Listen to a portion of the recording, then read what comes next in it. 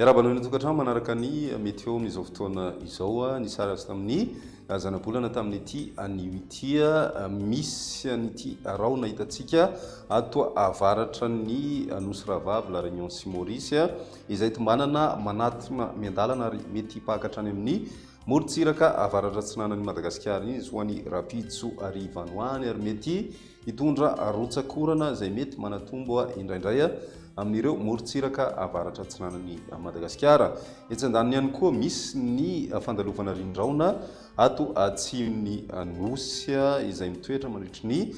telo andro ka manoloana izany indrindra dia mety mahazovana ny zavona vao maraina ho an'ny avoatany, ny tolakandro kosa dia mety misy ny tandrifin-draona ho an'ny avoatany ho hitantsika rehefa avy eo moa ny mahakasikasika an'izay. Mety hidina ihany koa ny maripana ho an'ny tapany atsimo Madagasikara manomboka ny lakamisy anoany ary mbola mety hisongadina kokoa izay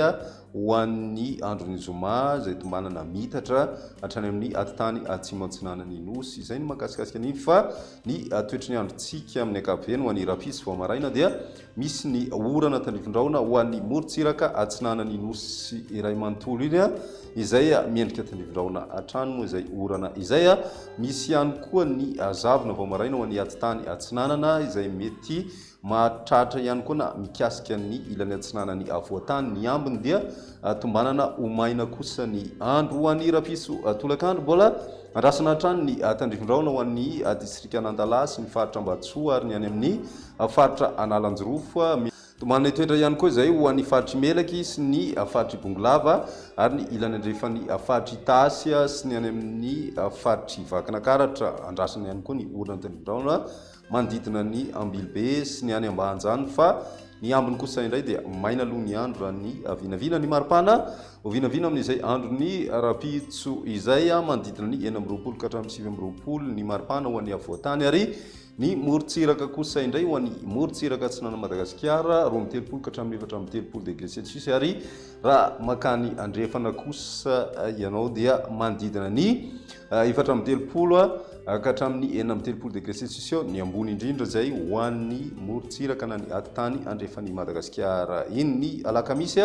mitohy hatrany aloha zany ny orana ho an'ny tapany avaratry Madagasikara izay mety ho araina kotroka indraindray ho an'ny faritry Dianasa, Savasy, ny any amin'ny faritra Sofia, Ambatsoa, Analanjorofo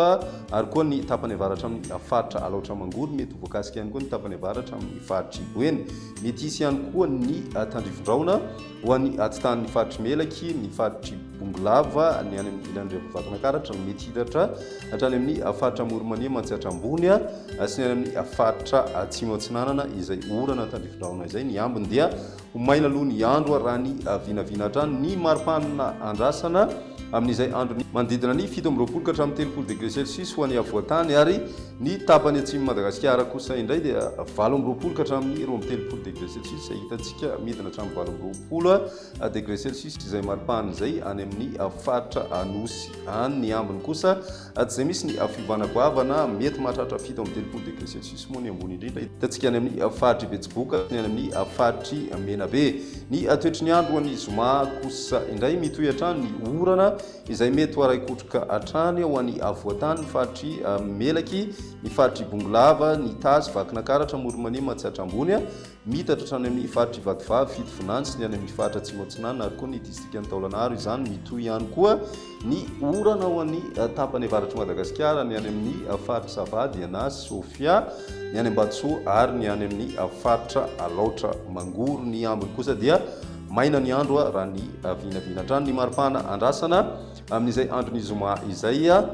dia manodidina ny 15 ka hatramin'ny 17 degré Celsius ho an'ny avoatany, misy fidinana izany ary mety ho tafidina hatramin'ny 14 degré Celsius kosa izany ho an'ny tapany atsimo atsinanan'ny nosy iny.